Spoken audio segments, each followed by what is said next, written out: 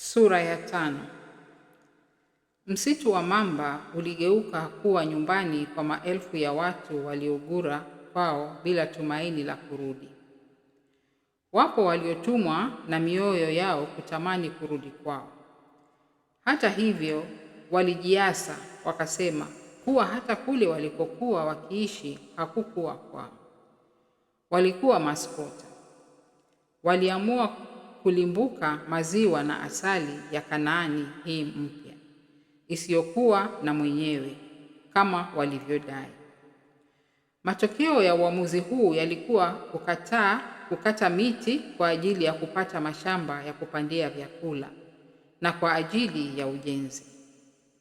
Polepole mioshi ikaanza kuonekana ikifuka kutoka kwenye msitu ambao tangu hapo ulikuwa marufuku kwa binadamu. Usicheze na binadamu apatapo nyenzo ya kujiinua. Kabla ya miaka 2 kuisha, mahali hapa palikuwa pametwaa sura mpya. Majumba yenye mapaa ya vigae, misitu ya mihindi na miharagwe, maduka ya jumla, viduka vya rejareja. Almuradi kila mtu alijifunga mkaja kutunisha kibindo chake. Ungewauliza wangekwambia kwamba hii ilikuwa nafasi ya kufidia walichokuwa wamekipoteza hapo awali. Familia ya Bwana Kangata ilikuwa miongoni mwa zile zilizoselelea kwenye msitu huu. Kwa Kangata na mkewe Ndarine hapa palikuwa afadhali. Hawakuwa na pakwenda, kwani hata kule ambako walikuwa wakiishi awali hakukuwa kwao. Walikuwa wamelowea katika shamba la mwajiri wao ambaye alikuwa akiishi jijini. Waliishi hapa kwa muda mrefu hata watu wakadhani kuwa hii ilikuwa milki yao. Wengine hata walidhani kwamba Kangata na familia yake walikuwa akraba kindakindaki ya mwajiri wao. Kwa hakika hata watoto wa Kangata walipokwenda shuleni walijisajilisha kama wana wa tajiri wa baba yao. Walikuwa wakiitwa Lunga Kiriri, Lucia Kiriri na Akelo Kiriri. Kiriri lilikuwa jina la mwajiri wa Kangata. Mpaka sasa kifungua mimba wa Kangata huitwa Lunga Kiriri Kangata. Hilo la Kangata lilikuja kuongezwa katika utu uzima. Baba mtu alipoona kwamba huenda jina lake likafifia kabisa. Kangata na mwajiri wake walikuwa wamesekuliwa kutoka mtaa wa matunda katika zile zahama za baada ya kutawazwa. Tajiri wake alikufa muda mfupi kutokana na kihoro cha kufilisika na ukiwa aliokuwa ameachiwa na mkewe Anet na wanawe ambao walipata kile wazalendo wa kikwetu kukiita green card na kuhamia ughaibuni. Juhudi za Kiriri za kumshawishi mkewe asimnyime ushirika wa wanawe ziliangukia moyo wa Firauni. Mama mtu alikuwa ameamua kwamba hapa hapamweki. Alikuwa amehudumu katika afisi za umma kama mhazili mwandamizi kwa miaka mingi mpaka kazi hii akaiona inamfanya kusinyaa. Hana hamu tena. Alipoifikiria kila asubuhi kama alivyosikika akisema, alihisi kinyaa.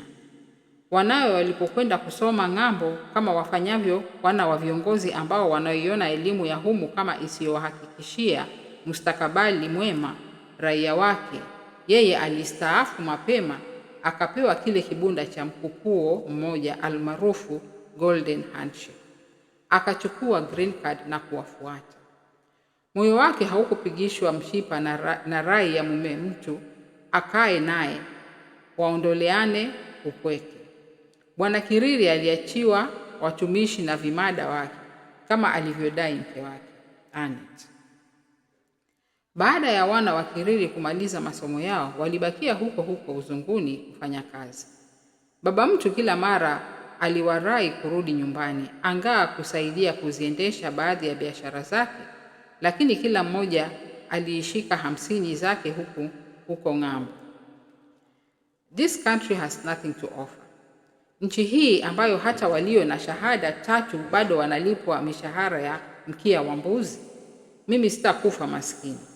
Acha niwekeze huku mbali ambako sina hofu ya mali yangu kuibwa au kuchomwa na waivu wangu, alisikika akisema Songoa, kifungua mimba wa Kiriri. Kabla ya kifo chake, Kiriri hakuishi kuibua mijadala nafsi akilini kuhusu Waafrika ambao aliwaona kama waachao mbachao kwa mswala upitao. Kipi kinachowavuta raia kuhamia ughaibuni? Angeuliza nafsi yake pale ambapo mzigo wa simanzi na ukiwa ulipokilemea kifua chake. Je, ni huo mshahara mnono unaowageuza kuwa watumwa na kufanya kazi kidindia ati kwa kudai kuwa nchi za ughaibuni ni 24-hour economies? Ni hizo kazi za kujidhalilisha mtu kwenda kuwauguza maajuza waliotekelezwa na aila zao kwenye makao ya wazee na watu wenye mahitaji maalum? Ni zile ndoa kati ya vijana wakembe wa Kiafrika na vikongwe vilivyochungulia kaburi?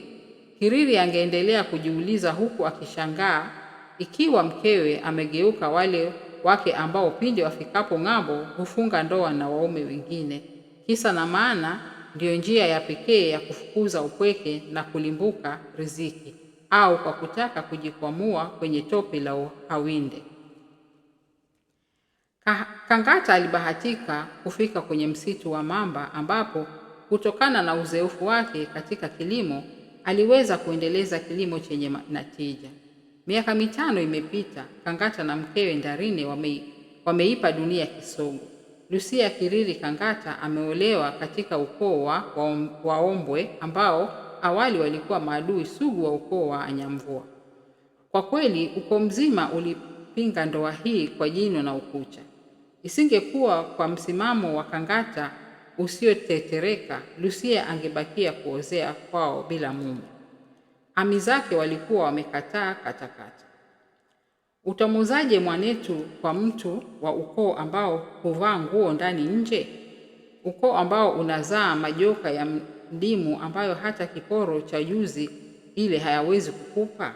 Alisikika ami ya Lucia akilalamika.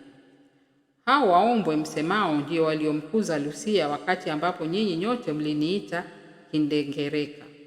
Bwana Kiriri aliyethamini masomo ya mabinti zangu licha ya kujua kuwa sisi ni Nyamvua.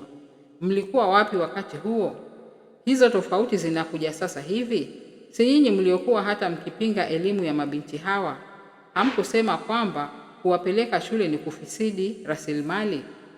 Leo sasa mnamwona mwanangu ametonoka si haba na kuwa Mungu amemfungulia milango ya heri ndio mnamthamini? Kangata akaiambia jamaa yake. Hatimaye ukoo haukuwa na budi kukubali muungano huo, muungano ambao uliyeyusha chuki kati ya nasaba hizi mbili.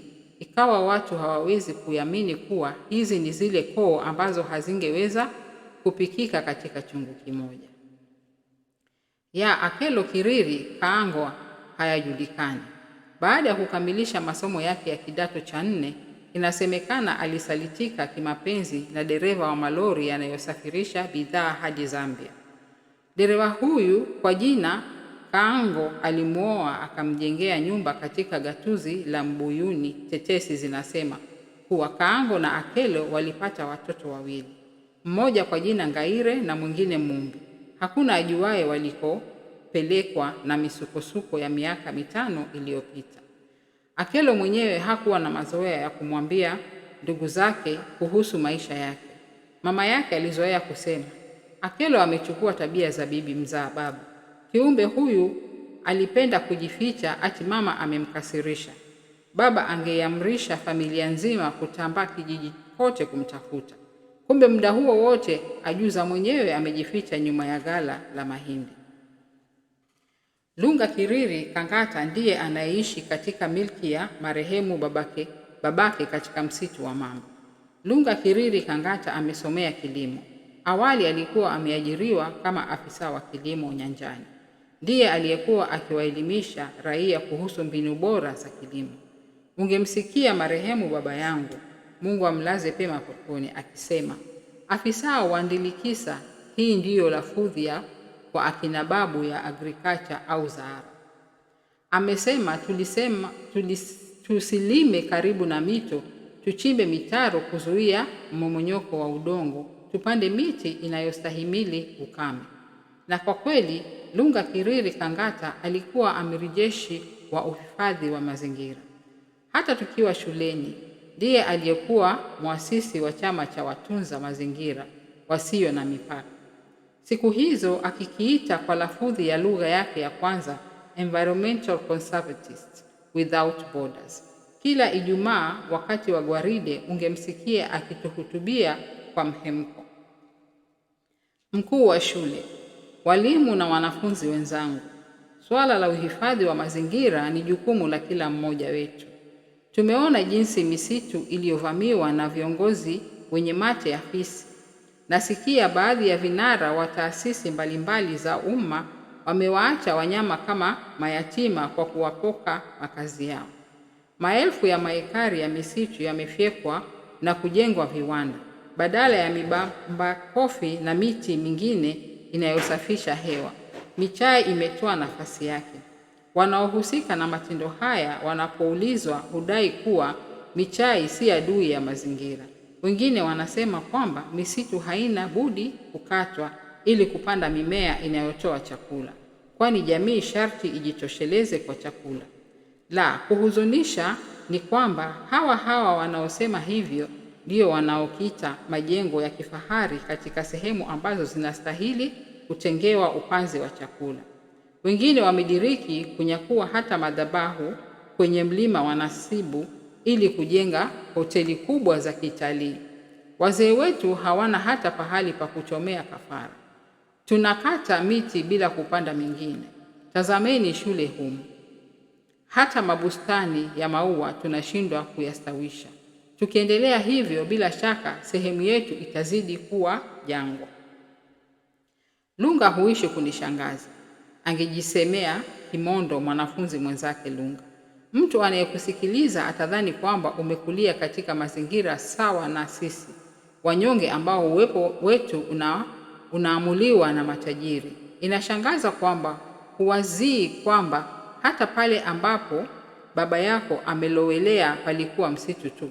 Tajiri wake akapabadilisha. Baba yako hasa ndiye anayeliendeleza shamba lenyewe. Wewe hujui kwamba umaskini unaweza kujua utu wa mtu, akatenda hata yasiyo kusudia kutenda. Na kweli huwezi kujua, kwani tangu hapo hujawahi kula mate, ukalala bila kupata lepe la usingizi kutokana na mng'ato wa njaa. Na huku baba yako anavuna kahawa katika shamba kubwa la mzungu. Baba mtu anapohadithia kila siku jinsi mwenye shamba anavyopata mamilioni ya fedha. Unapomuuliza baba kwa nini hata hamudu kuwanunulia sare mpya za shule, anasema, mwanangu, ujira wenyewe ndio huo, ila tunajitahidi. Mwenzangu Lunga, bila shaka hujawahi kuamka asubuhi unakeng'etwa na tumbo. Homa ya matumbo imekuandama. Mwalimu anapokuandikia barua kwenda kutibiwa katika kituo cha afya kilichoko ndani ya kijiji ambacho mwenye kahawa amewajengea wafanyakazi, muuguzi anakishika kilimbili chako na kukupeleka kwa daktari. Kimondo angeendelea kujisemea. Daktari Mwafrika mwenzako anakukazia macho na kumwambia muuguzi, his father is a casual laborer. We cannot treat him. The company does not have any medical scheme for casual laborers. Muuguzi anaisikiliza maneno haya na baadaye kuwa mkalimani wako anadhani huelewi lugha hii. Sijui Lunga kama umewahi kujiuliza kama huduma bora za afya zinastahili tu kwa watoto walio nacho. Je, mwana wa kibarua ambaye ndiye anayezalisha mali ya kuwezesha kuwepo kwa hiyo medical scheme hastahili kupewa huduma ya matibabu? Naona umekuwa ukuni kwenye uchaga, unaocheka ulio motoni. Kimondo angekamilisha uzungumzi wake na kujipangusa matone ya jasho ambayo yangekuwa yametunga kipajini mwake, bila kujali mtazamo wa wenzake ambao wangekuwa wanaisikiliza hotuba ya Lunga. Sasa Lunga ni mkulima stadi. Marafiki zake wamempa jina la Msimbo, mkulima namba 1. Ametonokea si haba katika msitu huu. Hadiriki kuwaza kwamba msitu huu unastahili kuhifadhiwa kwa matumizi ya baadaye. Kabla ya Jaala kumleta hapa, Lunga aliuona mustakabali wa maisha yake ukiporomoka. Alikuwa ameipoteza kazi yake. Kisa na maana ya kadhia hii inasikitisha. Akiwa mkurugenzi wa kitengo kilichoshughulikia uhifadhi wa nafaka katika shirika la maghala ya Fanaka, alipinga kitendo cha raia kuuziwa mahindi ambayo yalikuwa yameagizwa kutoka ughaibuni. Mahindi hayo licha ya kuwa na rangi ya njano yalihofiwa kuwa yameharibika. Huko ughaibuni yalikotolewa yalisemekana kuwa hatari kwa usalama hata wa panya. Wataalamu wa masuala ya lishe baada ya kushinikizwa na vigogo wenye sehemu za mahindi haya walitia sahihi kuidhinisha uuzaji wa mahindi haya. Lunga alipopinga uuzaji wa mahindi haya aliambiwa, sikiliza bwana, mtaji siku zote ni mtumwa. Tangu lini maskini akabagua? Mahindi haya ni kama tumepewa bure kupunguzia makali ya kutojitosheleza kwa chakula ambako kunaining'ata nchi hii. Kuyakataa mahindi haya ni kama kuidhinisha kifo cha mamilioni ya raia ambao hawamudu kujinunulia hata kibaba cha unga. Rai ya wakubwa hata hivyo haikumnyamazisha Lunga. Aliendelea kulipinga tendo hili kwa jino na ukucha. Alimkabili mkurugenzi wa kitengo cha uhakikishaji wa viwango na ubora wa bidhaa. Ni kweli kwamba nchi hii inakabiliwa na tatizo la kuwahakikishia raia wake kujitosheleza kwa chakula, Lunga akasema. Hata hivyo, hali yote ya uhitaji haipaswi kutumiwa kama kibali cha matajiri kufurisha masoko yetu kwa bidhaa duni. Kinachohitajika ni kuwahimiza raia kutumia ardhi kwa njia endelevu. Wasisitiziwe umuhimu wa kuacha kujenga katika ardhi ambayo inastahili kutumiwa kwa kilimo, wala si kuwauzia sumu kwa bei rahisi. Lunga alijua kwamba msimamo wake huu ungempalia makaa, lakini alihiari kuipoteza riziki yake ili kuyaokoa maisha ya wanyonge wasio na hatia. Mwezi mmoja baadaye, akiwa ofisini mwake, akili yake kaizamisha kwenye shughuli ya kuibua mikakati ya kukabiliana na janga la njaa nchini. Lunga alipokea barua ya kumfuta kazi. Barua hii ilikuwa fupi lakini yenye kukata kama simi. Mkurugenzi, kitengo cha uhifadhi wa nafaka, shirika la maghala ya Fanaka, sanduku la posta 4115 0340, Garika, Mei 2, 29. Bwana Lunga, kustafishwa. Kutokana na gharama ya uzalishaji mali ambayo inaendelea kupanda kila uchao, shirika hili limekumbwa na changamoto kubwa ya kifedha. Halmashauri inayoisimamia shirika hili imeamua kupunguza idadi ya wafanyakazi katika ngazi za juu kama hatua mojawapo ya kudhibiti gharama za uzalishaji. Shirika hili linasikitika kukuarifu kuwa wewe ni mmoja walioathirika na kwamba umeachishwa kazi kuanzia tarehe 31 Julai mwaka huu. Tunakushukuru kwa kuwajibika kwako kazini pamoja na mchango wako katika kuliendeleza shirika hili. Twakutakia kila laheri katika shughuli zako za kitaaluma. Wako mwaminifu, J. Kalima. Bwana Kalima, afisa mkuu mtendaji, shirika la maghala ya Fanaka. Lunga aliisoma barua hii mara mbili. Alishangazwa na ukosefu wa fadhila wa waajiri wake, licha ya kujitolea kwake usiku na mchana kulijenga shirika hili. Anasindikizwa kwenda nyumbani kwa mistari michache ya maandishi. Kweli fadhila ya punda daima ni mashuzi. Hata hivyo hakujuta, kwani alijua alikuwa ametenda wajibu wake. Alipokuja katika msitu wa mamba, alikuwa amezuumu kumhamisha baba yake amtafutie makao pengine, kwani kulingana naye haikuhalisi binadamu kuwapoka wanyama makazi yao. Ni dhulma, alizoea kusema. Hapa ndipo Edeni poa, tukifanya kuwa tutawazongomeza wapi? Aliyoazimia Lunga sio aliyoyatenda. Mara tu macho yake yalipokumbana ana kwa ana na zao la mahindi lililotamalaki kwa heba katika ekari 35 ambazo zilikuwa milki ya baba yake, moyo wa Lunga ulitwaa uchu ambao uliulemeza uadilifu wake. Tamaa ya kulima maekari na maekari zaidi ilimkumbatia. Akatoa mundu, akakata miti zaidi. Hakukumbuka kupanda mingine. Alipanda mimea zaidi kwa ajili ya kuuza. Si pareto, si mboga, vyote vilinawiri katika mashamba yake. Ule wito wake wa kuhifadhi misitu kwa manufaa ya vizazi vijavyo ulifia kwenye vilindi vya tamaa yake. Hakuwa na chochote baada ya kupigwa kalamu na kufukuzwa kwenye nyumba ya kampuni. Sasa anamiliki si nyumba tu, bali pia mashamba makubwa. Anafuga kuku, bata, mbuzi na ng'ombe. Anaweza kuwaajiri watu kufanya kazi katika mashamba yake. Sasa Lunga ni Lunga Kiriri. Jina la Kangata limeanza kujifia tena. Unaweza kumtia kwenye safu ya Kiriri ambaye alikuwa mwajiri wa baba yake. Unapomuuliza ilikofikia ile jadba yake ya kupigania uhifadhi wa misitu, kukwambia, ndugu, kunako matanga kumekufa mtu. Ulimwengu umenifunza kutumia fursa nilionayo kuyaboresha maisha yangu. Mungu mwenyewe alitupa ulimwengu tuutawale, sio ututawale. Rasilimali tuitumie, wala si kuifumbika ardhini kama kiazi kitamu. Tusije tukawa sawa na yule mtumishi kwenye kitabu kitakatifu ambaye alichimbia talanta chini badala ya kuizalisha. Alihofia uchoyo wa bwana mwenye mali, lakini alikuwa kuhasirika yeye mwenyewe.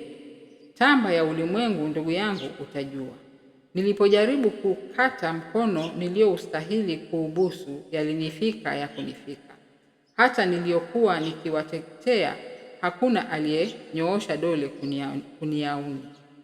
Wote walijinyamazia kana kwamba sikuwakinga dhidi ya kifo kilichowakodolea macho. Wapo waliosema kuwa wangu ulikuwa msiba wa kujitakia. Mashamba ya Lunga na wenzake yaliendelea kutuna kwa mazao. Jamii ya msitu wa mamba nayo ikaendelea kuwanda, na kama kawaida ya maumbile, tofauti za kitabaka zikazidi kudhihirika.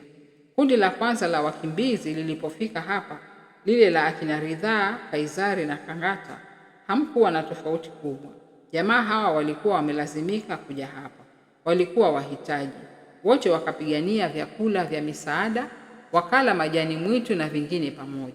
Sasa jamii hii imekuwa na kutoa uchangamano wa mtu kukumbuka kuwa yeye alikotoka na ukoo mtukufu na jirani yake alipokolea na ukoo wa Lalahoi. Mpito wa wakati uliviaza matajiri kama Lunga ambaye hakufanya ajizi kuwakumbusha wenzake kuwa alichimbuka kwenye jadi ya kifahari ya Kiriri. Kulikuwa pia na maskini ambao kupata kwao uheni kulitegemea utashi wa matajiri. Dua la mnyonge tangu lini likaenda joshi? Polepole uhasama ulianza kutishia kuisambaratisha jamii ya msitu wa mamba. Viongozi kwa kuhofia kovu kuwa jeraha, walianza kampeni za kuwaelimisha raia kuhusu umuhimu wa kuishi kwa amani licha ya tofauti zao za kiusuli. Hata hivyo, hizi zilikuwa juhudi za mfamaji. Awamu ya kwanza ya vita vya wenyewe kwa wenyewe ilianza. Walinda usalama walitumwa kukabiliana na mgogoro huo.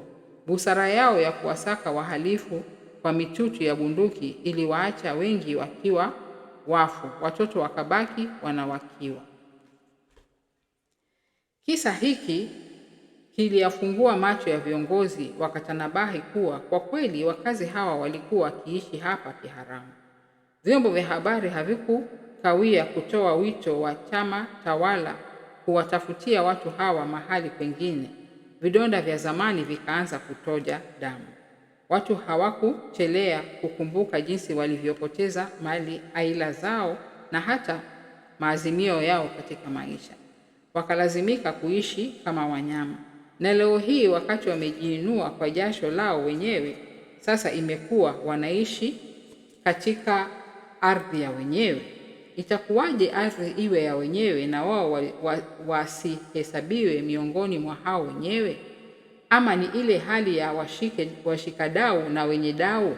Walipokuja hapa, ardhi hiyo haikuwa bikra. Wakauchufua udongo wakalima. Kwani kuna walioumbiwa kumiliki na wengine kukosa? Na ikiwa kweli wao si wamiliki wa ardhi hii, kwa nini wakapewa hati miliki? Ama nazo hizo ni bandia? Walihisi jinsi mtu ahisivyo wakati anapochochwa jicho na mpinzani wake katika kinyang'anyiro cha mieleka. Wengine walithubutu kufanya maandamano dhidi ya uamuzi huu. Hata hivyo, walikuwa wapiga mbizi nchi kavu. Maskini wakaishia kuumiza nyuso zao. Maandamano yao yalisalimiana na risasi na vitoza machozi. Wengi wao walikufa katika misiba iliyorejelewa kuwa ya kujitakia. Wachache walifanikiwa kurudi kwao katika awamu ya pili ya operesheni Rudi Edeni. Wengine kama Lunga, ambaye tangu hapo hakujua kitovu chake hasa, walitimuliwa pamoja na familia zao. Hawakujua walikokuwa wakipelekwa hadi baada ya miezi mitatu.